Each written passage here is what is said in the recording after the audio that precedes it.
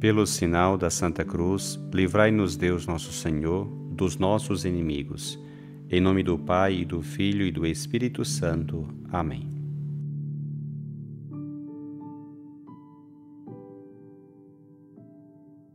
Do Evangelho segundo Mateus.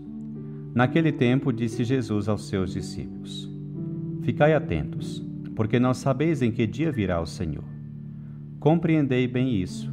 Se o dono da casa soubesse a que horas viria o ladrão, certamente vigiaria e não deixaria que a sua casa fosse arrombada. Por isso, também vós ficai preparados, porque na hora em que menos pensais, o Filho do Homem virá. Qual é o empregado fiel e prudente que o Senhor colocará como responsável pelos demais empregados para lhes dar alimento na hora certa? Feliz o empregado cujo Senhor o encontrar agindo assim quando voltar. Em verdade vos digo, ele lhe confiará a administração de todos os seus bens. Mas, se o empregado mal pensar, meu senhor está demorando, e começar a bater nos companheiros, a comer e a beber com os bêbados, então o senhor desse empregado virá no dia em que ele não espera e na hora em que ele não sabe. Ele o partirá ao meio e lhe imporá a sorte dos hipócritas. Ali haverá choro e ranger de dentes.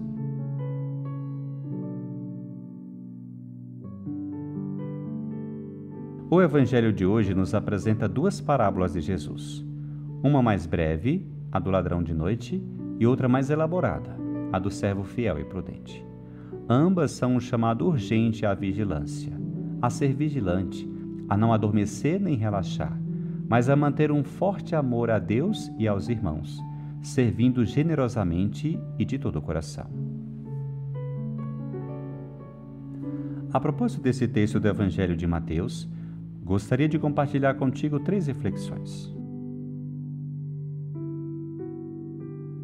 Em primeiro lugar, encontramos uma breve parábola que compara a vinda do Filho do Homem, isto é, a sua segunda vinda, ou parousia, ou, de forma mais específica, no dia de nossa morte, com a vinda de um ladrão à noite.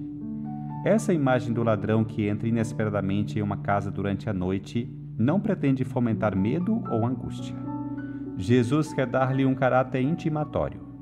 Com ela, o Senhor quer enfatizar o inesperado de sua vinda, cuja hora e dia não conhecemos. Portanto, o Senhor nos convida, já hoje, a vivermos cada coisa com total dedicação, rezar, viver, servir, amar como se fosse a primeira vez, a única vez, a última vez. Talvez em nenhum lugar, como na primeira carta aos Tessalonicenses, esse chamado de Jesus seja melhor captado. Nesta carta, São Paulo nos diz: Mas vós, meus irmãos, não estais nas trevas, de modo que esse dia vos surpreenda como um ladrão. Todos vós sois filhos da luz e filhos do dia. Não somos da noite nem das trevas. Portanto, não durmamos como os outros, mas sejamos vigilantes e sóbrios. Os que dormem, dormem de noite. Os que se embriagam, estão na noite. Mas nós, que vivemos de dia, vivamos sobriamente, vestindo-nos da couraça da fé e do amor, e tendo por capacete a esperança da salvação. Pense nisso agora. Com que coração, com que atitude Deus te encontraria se a tua vida fosse exigida de ti hoje?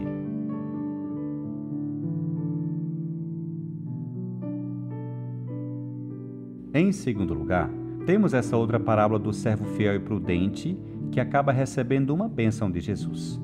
Feliz o servo se o Senhor, ao chegar, o encontrar bem comportado. Jesus não apenas o chama de feliz, mas conclui falando de uma recompensa importante. Ele lhe confiará a administração de todos os seus bens. Ao contrário, quem se descuida ou abusa da ausência do Senhor, Jesus diz com palavras duras: Ele o partirá ao meio e lhe imporá a sorte dos hipócritas. Ali haverá choro e ranger de dentes. Em outras palavras, quem vive a vida superficialmente, egoisticamente, a desperdiça, a estraga. E quem vive amando e servindo, ganha tudo. E devemos estar muito atentos, porque muitas vezes esquecemos que a vida é curta, que estamos de passagem, que somos emprestados, que nos foi dada uma vida limitada em um tempo limitado. Portanto, esta é a hora da fidelidade, do compromisso, da espera ativa. Não vale a pena negligenciar. Comece tua vida de fé agora. Amanhã pode ser tarde demais. Diga ao Senhor: eis-me aqui, Senhor. Quero te amar e te servir. Somos tentados a acreditar que o servo negligente, que bate em seus servos e vai comer e beber, é nosso próximo. É aquele outro. Mas não, pode haver algo disso em ti. Então, perguntas-te: que negligências, que infidelidades, que egoísmo existem em ti? O que tu precisas abandonar ou do que precisas te libertar para ser um servo fiel e prudente?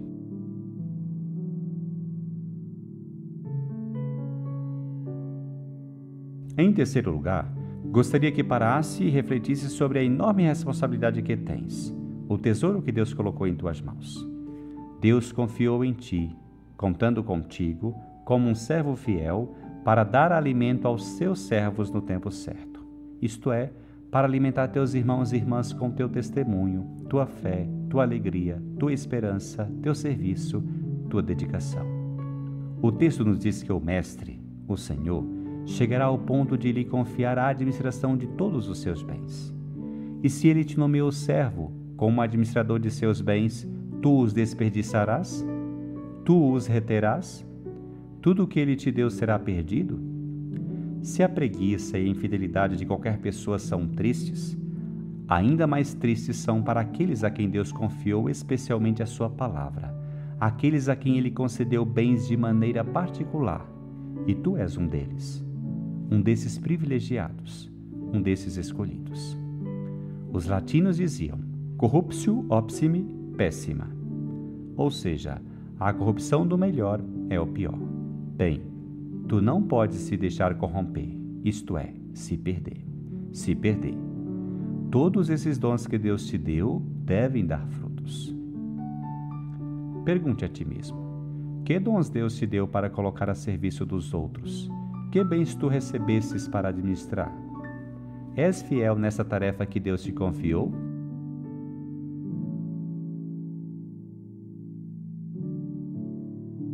Que este Evangelho te lembre que muito te foi confiado.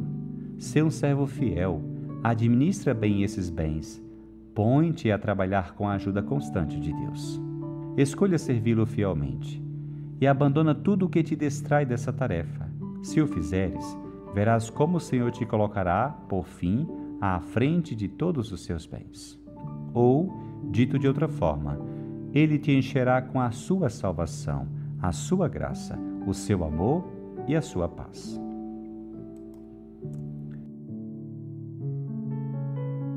Que o Senhor te abençoe, te livre de todo mal e te conduza à vida eterna.